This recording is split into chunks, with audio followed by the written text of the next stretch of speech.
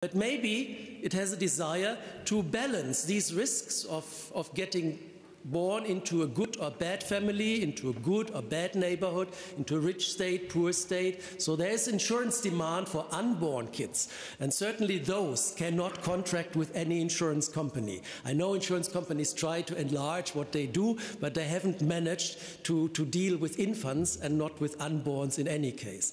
So Hans Werner pointed this out very clearly. Private insurance markets come simply too late for these major life risks. So this led Hans Werner to his theory of the welfare state, and he developed this theory later on further and saw what happens to what kind of threat is imposed on the welfare state idea if this happens in an international environment with systems competition. So I picked these three examples to show you that there's this deep fundamental thinking that pays off later on when applied to real-world phenomena.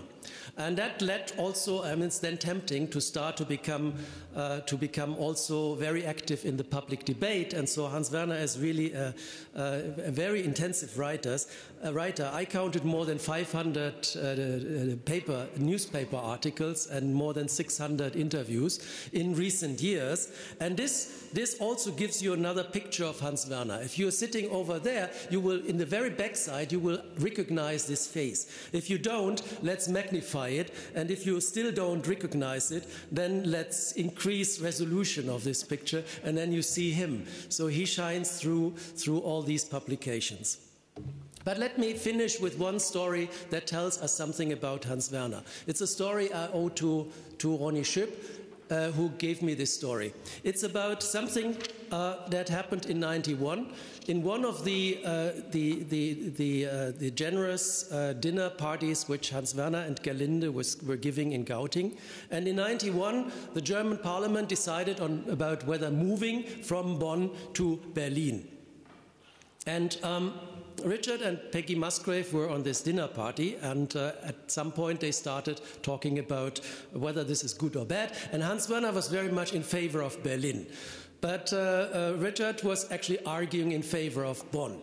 And the discussion, as you can imagine, got intense, and at some point, actually, Richard Musgrave surrendered. He said, "Oh, okay, Hans Werner, then I'm also in favor of Berlin." But that was not enough for Hans Werner, of course. He noticed this is just a fake surrender. He just wanted to change topic. So Werner came back and said, "No, Richard, you can't do this. You must defend your own position." And, well, Hans Werner, your 68th birthday is close, and Bavaria has mandatory retirement for professors. But holding public office is not what really counts, not for a person like you. Your voice is needed more than ever, in academia and in the public debate. I guess I speak in the name of many, and in particular I also heard Rick mentioning this. You must go on. Take on an active role in the future and for many, many years. And thank you.